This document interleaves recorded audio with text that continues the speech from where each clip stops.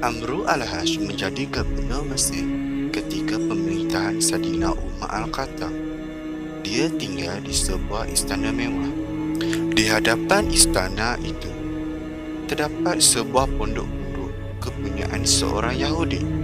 Amru al-Hash mahu supaya tanah di hadapan istana itu didirikan masjid yang indah.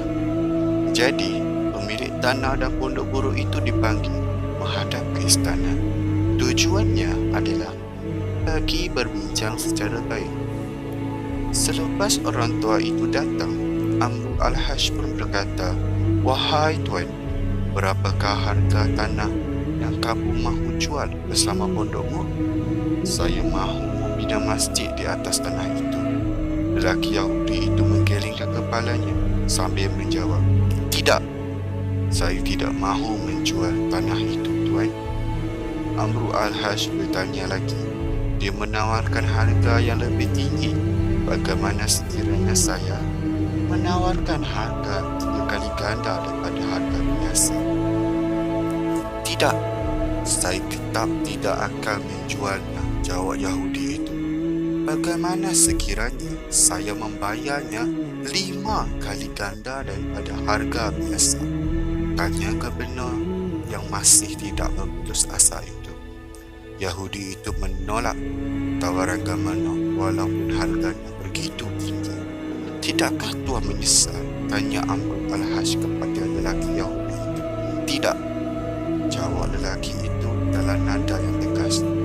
Akhirnya, gubernur Mesir itu mengambil keputusan tetap meruntuhkan pondok buruh kepunyaan lelaki Yahudi itu dan membangunkan masjid di atas tanahnya. Alasannya, masjid itu adalah bagi kepentingan bersama. Pemilik tanah itu tidak mampu berbuat apa-apa kepada pemerintah. Dia hanya menyaksikan kejadian itu dengan hati yang sedih dan iri. Walaupun ditindas dan dirinya usut, namun dia tetap mahu mempertahankan haknya. Dia berazam menemui Khalifah Umar Al-Khattab di Madinah bagi mengadunya sedih.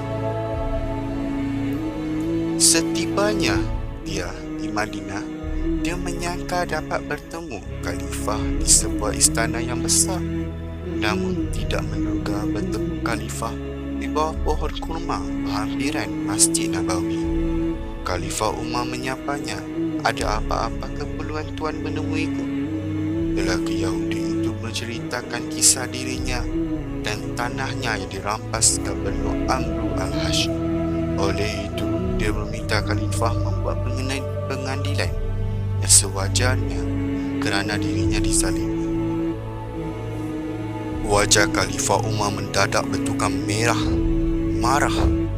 Lalu dia meminta lelaki Yahudi itu mengambil sebatang tulang berdekatan dengannya. Walaupun hati tertanya-tanya, tetapi dia tetap mengambil tulang yang dikatakan itu. Tulang itu adalah tulang unta. Lalu tulang itu diambil dan diberikan kepada Khalifah.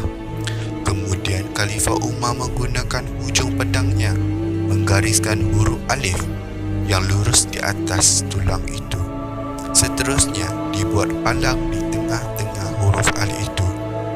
Selepas tulang tadi diberikan semula kepada orang tua itu, Khalifah Umar berkata, "Bawalah tulang itu pulang ke Mesir dan serahkan kepada gubernurmu, Amru al-Hash." "Maaf tuan, saya datang bagi meminta keadilan daripada tuan, bukannya tulang yang tidak berharga," jawab lelaki Yahudi itu dengan rasa tidak puas hati. Khalifah Umar memahami keadaan lelaki itu. Dia hanya tersenyum. Dia cuba meyakinkan lelaki Yahudi itu pada tulang lelaki itu. "Pada tulang inilah terletaknya keadilan yang tuan mahukan." Bila lelaki itu tiba di Mesir, dia pun menyerahkan tulang itu kepada gubernur Mesir. Sebaik saja tulang itu diserahkan kepada gubernur Mesir, wajahnya bertukar pucat serta merta. Pada saat itu juga, dia memerintahkan orangnya supaya merobohkan masjid yang baru siap dibina itu. Dia juga